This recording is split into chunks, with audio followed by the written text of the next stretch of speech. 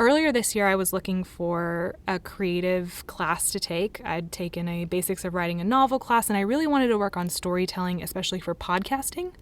So here in Dallas, I looked up what classes I could take and came across an Intro to Storytelling class through Dallas Comedy House. It was a 7-week program. We met a couple times in person and then switched to online because of the COVID pandemic, and we spent those 7 weeks really honing in on a story. We wrote, rewrote, practiced, shared, got feedback on these stories, and ultimately performed these as part of an online showcase. And while I don't have the video from the showcase, I have audio recorded my story so you can hear it. My fellow high school choir members would kill for a lead role. Sopranos demand them. I am an alto, so by nature I neither kill for roles or demand them. To be honest, I'm pretty good with just singing a duet with my best friend Taylor. So when I discover I have been cast as one of the lead roles in my high school choir show, I have no idea how this is going to go.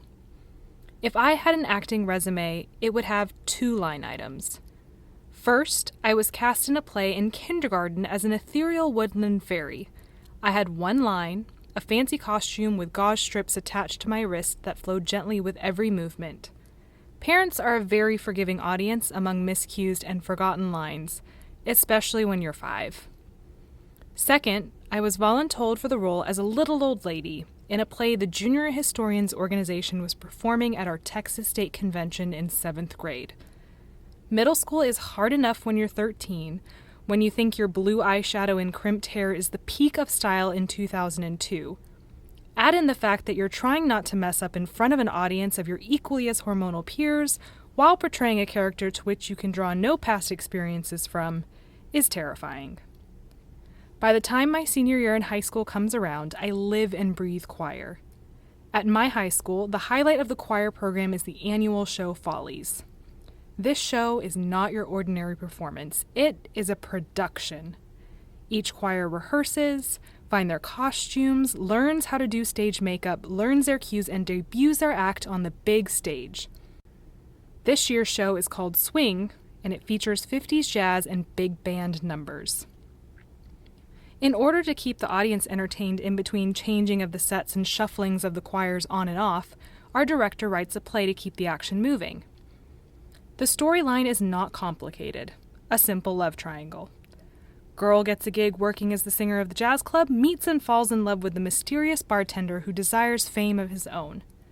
Boy screws it up, girl ultimately forgives him, and they live happily ever after singing a duet in the club as the curtain falls. While the play is scripted as entertainment, it fulfills a primary practical role. It keeps the show moving forward. From the dialogue, lights are programmed, and the music is cued. Performers know when and where they should be at any given moment based on the words being spoken by the 3 leads on stage. My friend Taylor and I are fully confident that our duet will be selected to be in the show. It's our senior year. We're pros at singing together, which we've been doing in various choir performances since we met in the 7th grade. When the chosen acts and cast announcements are posted on the choir room door, we confirm that we'll be performing our duet. But there's more. We have been cast as leads in the show, a role with speaking parts, blocking to remember, costume changes, and worst of all, an onstage kiss with my best guy friend Taylor. This is the first of 3 unscripted moments of this production. First unscripted moment, that I was even cast at all. Here's a little insider secret. There are 2 types of women singers, sopranos and altos. Sopranos sing the higher notes and melody, while the alto line is usually reserved for harmonies and lower parts. Altos do not get lead roles. I am an alto, therefore I do not get lead roles. Andrew Lloyd Webber, who wrote Phantom of the Opera and more, wrote that show's lead role specifically for Sarah Brightman, a soprano. Those notes are so high, no other normal person, especially an alto, can hit those. So to find a lead role specifically written for an alto is almost unheard of, even in an original high school production penned by a choir director. But the show must go on. We rehearse, I learn the lines, and the cues are programmed around us. In the show, we go by our real names, so there's no added obstacles to trip us up. Whether that was done on purpose or due to lack of creativity, it's one less thing to memorize. Taylor and I actively avoid thinking about this on-screen kiss. The first night of the show, everything was perfect. We hit our cues, remembered our lines, and even our unrehearsed onstage kiss is passable. We did it.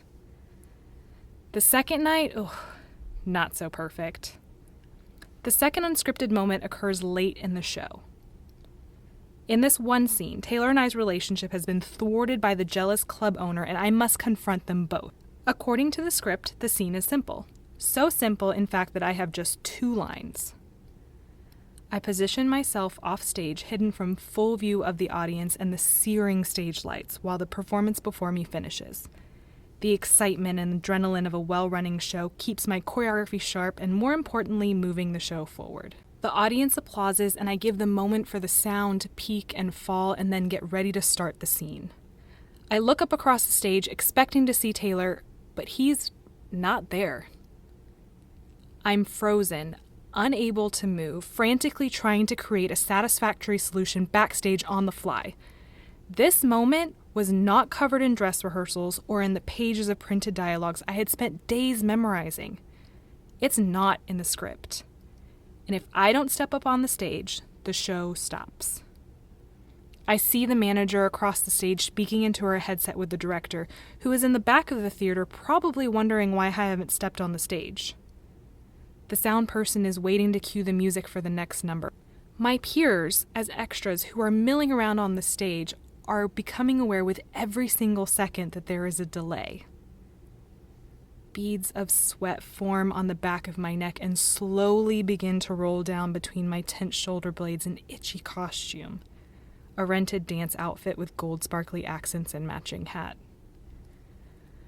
I close my eyes, decide on a plan, and step into the blinding stage lights, a spotlight following me as my character shoes echo through the audience's silence. I am terrified I have made a huge mistake during my big break in front of 750 people. I find Jimmy, who was cast as the bar manager, and I know that he will help me, and he has been in more than 2 plays in his entire life. Hey, where's Taylor?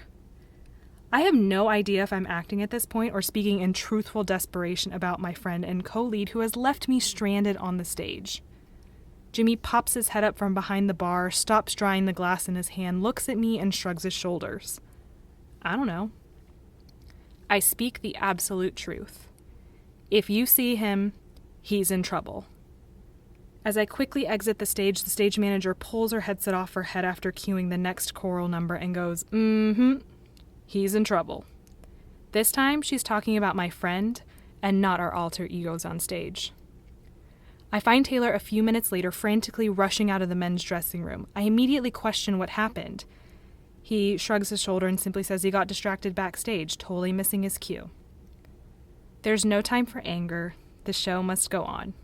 We finish the second act, our love story triumphant. We dance on stage to a sophomore's rendition of Etta James's At Last. A single bead of sweat rolls down Taylor's forehead and falls onto my cheek, but I am an actress now, and simply brush it off in character while my back is turned to the audience and no one knows the wiser. The third unscripted moment technically happens a few months later. That role gives me the confidence to try out for the school's musical, and why I painfully bomb the monologue. I am cast as Miss Lynch, the crazy high school principal in our school's musical Grease. Everything in that production goes according to script. Now and again, this story comes up in conversation, usually when Taylor and I are reminiscing about our crazy high school choir days. And to this day, he continues to apologize for his missed cue that made me a tried and true actress. But his apologies aren't necessary. In that 2-minute, minuscule moment backstage when I had to figure it out, he helped me understand I have the confidence to handle the unexpected under big stage lights and huge expectations. And some of the best moments are truly unscripted.